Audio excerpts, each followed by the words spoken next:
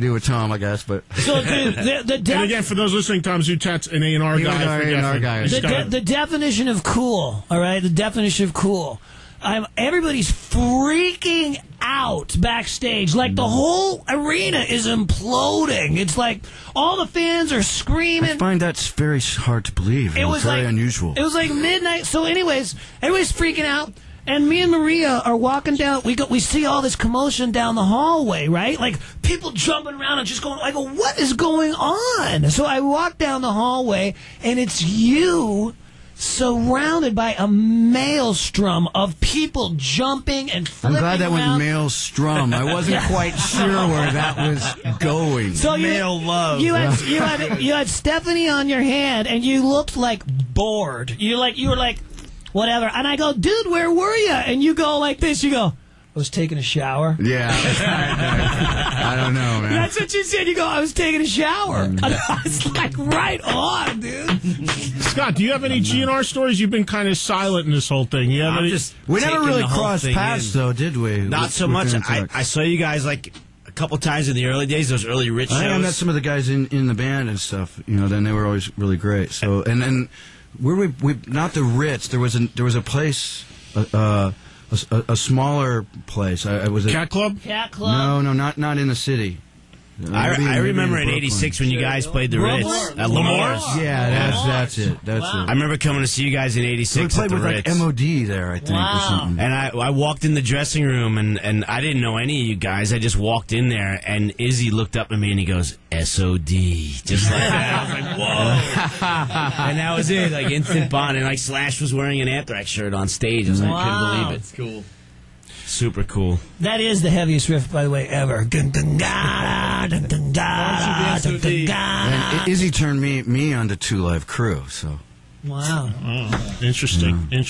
And Jericho, anything you want to share on a Guns N' Roses story? I actually have a bone to pick with Mr. Rose. Oh, come on, man. It's going so well up to this point, dude. I have to say it, man. I have to say it. Dude, if you blow this, you are never coming in here again. I wouldn't do that, Eddie. You know how much of a fan I am of everything. So I saw Axl and the boys with the Cult in '87. Then about a year later, you guys came back. Wait, did I just hear a boat? Yeah, exactly. I gotta go. He's got a skidoo. He's got a cat diesel. What are you talking about, eh? Sebastian, help me out here, okay? I got a 2-4 Labatt's Blue, and I'm getting on my skidoo, and I'm getting out. And we're gonna go see some peelers on Boxing Day and have some whiskey. Diesel. My skidoo is Cat Diesel. What about you? So I saw Guns with the Cult. Then you guys came back with Iron Maiden on the Seventh Son tour. So you were hanging out in the backstage area, like in the parking lot. We were singing. We want some. Yeah. No. The Two Live Crew song. Yeah. Right. We want some. But no one had even. Yeah, like kitty cats. We wanted some vagina monologue. Right. We want some pussies, but like kitty cats. I'll just come out and say it because I could. We wanted some anyways. small. So, anyways, you were on a skateboard. You were skateboarding up and down the ramp. And like a total nerd fanboy. I was like, Axl, can I have your autograph? And you're like, yeah, dude, I'll be right back. And I never came back. And then you skated into the arena, and you never came back, and I was waiting. You're still waiting. I'm still waiting. You're not getting it today either. My friend is like, dude, the show's going to start. Axl's going to come back. That's better to be waiting for that than when the guy's outside the hotel going, dude, man, my girlfriend went up there with Izzy. It's like, I've been waiting. It's like, yeah, I think you're going to be waiting a lot longer, dude. I can remember staying up all night with Slash in his room, snorting Splenda, and after the show.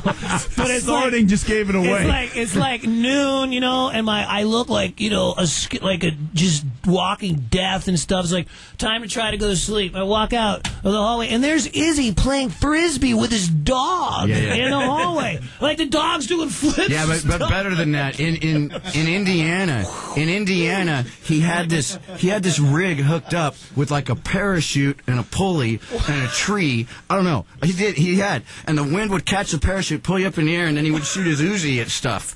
It's something weird he had rigged up.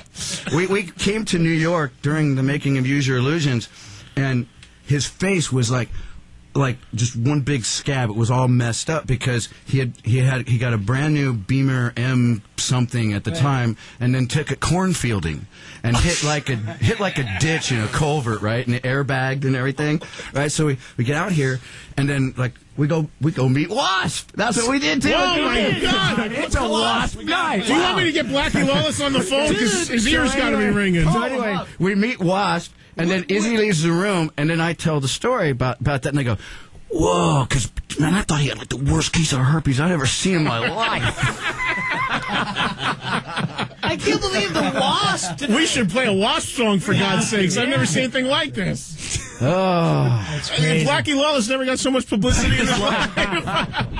Axl, let me ask you a question. At the Freddie Mercury trip, what is? Oh no! Like I'm going to say. I know. Everyone cringes when Jericho says I got good questions. At the Freddie Mercury tribute, you sang with Elton John. Yeah. And it was obvious that you were a huge Elton John fan, just from the stuff that you've been doing. How cool was that for you to play with him in front of so many people? That was amazing, and I didn't know they were going to do that pyro though, and that was really amazing and really fun. But it was pretty intense because meeting Elton came to my room, and he sits down on his couch, and we start talking about the song, and Elton is like sitting there, and he's getting more tense, and he's turning really red and stuff, and because what's going on in his head is like he doesn't know me, right. And and this is a big age thing, and and he's dealing with people telling him different stories about me and homophobic or whatever, and 1 in a million and everything, and we're trying to talk, but he's getting more tense, and finally he goes, I'm a gay man. Okay. And I went, cool. So when we hit the bridge, the song, it's like, and then we were fine.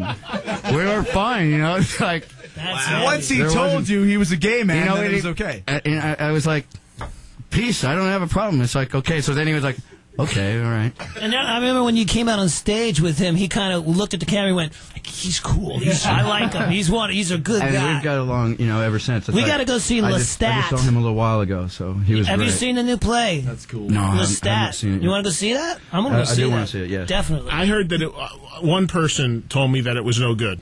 Yeah, but So people... I heard mixed reviews, so, It was actually Jeff Tate that told me he didn't What? like it. Yeah, a couple weeks ago. Geoff didn't like Jeff it. Tate, yeah. Geoff. That's messed up. Geoff Tate. Geoff Tate. Didn't he say that, Eric? He said he went to see it. He didn't care for it. He thought he was disappointed. He didn't like a whole lot of idea. anything. I mean, it's like, it's a Broadway thing, though, right? I mean, it's like, I don't, I think you got to judge it in a different criteria, a different way of looking at it, so I don't know. I know Jeff digs Broadway. I really like Silence of the Lambs, but I'm not really sure how much I dig the Broadway version. That's right. Good point. Very good point. Put the lotion in the basket. I think they'd do that little dance for a lot longer. They'd extend that scene. With a whole chorus line of guys with their wieners between their legs. The tuck and roll. The tuck and roll will be going for an extended version. I just got that on the radio. That's allowed. There's nothing wrong with tuck and roll. I think at this hour we can say just about anything we want, I would think. Axl, did you do We Are the Champions and We Will Rock You with Elton, or just was it Bohemian Rhapsody, right? Yeah, Was it but I Bohemian think Rhapsody? we did something else too. I think And we We Will Rock You or something. And well, that was the whole I don't really group. remember, yeah. But it was just you two on Bohemian Rhapsody, I think, wasn't it? Yeah. Okay. I just had to get that straight in my head. Why does everybody cringe when Jericho opens his I mouth? ask good questions, You don't do, I? man. Just because I had a little bit of a friction with Jeff Tate last time, now I'm like What public was your enemy number friction? one. There was an incident a couple weeks ago. What was the incident? No. long story. Come on. Well, it happened off the air and then it spilled onto No, the come air. on. Let's hear it. I dig this. You- Let's